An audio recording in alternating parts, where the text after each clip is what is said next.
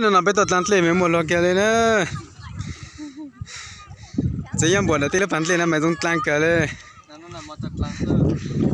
nó tí nào mày nó làm màu thế to lăn phang lê dùng lên nó thế bây giờ tụi mình nhỏ là tận lăn lê á sai được nó cái à bây tụi mình sai à mà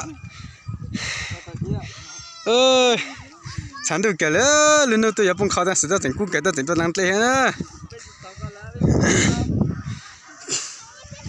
đừng nói nữa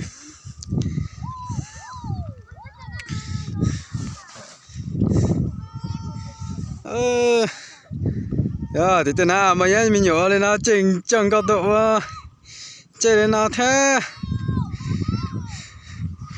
mà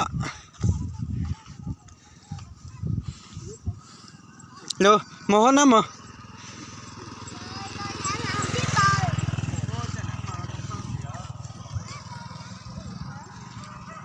nó đó giờ lúc giờ thằng chó nữa你不子蛋嘞，你让那到被种菜的不蛋嘞。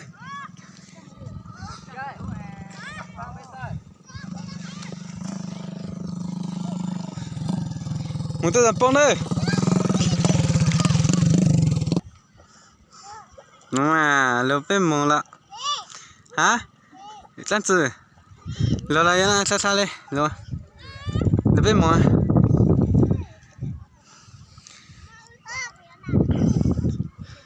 Lần này là cho làm bông rồi. Hả? Lan chưa? Mang tia chả? Mà.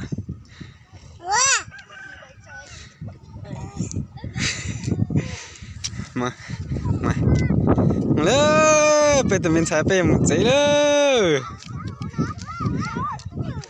Là giấy chả là giấy một giấy lơ.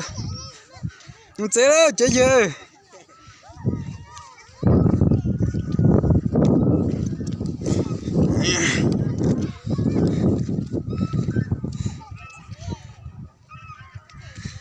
Được mà, lượt tới dòng là.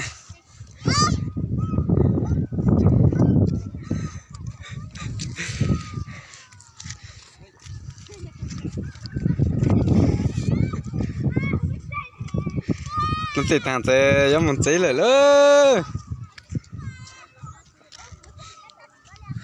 mà tới giờ một bây giờ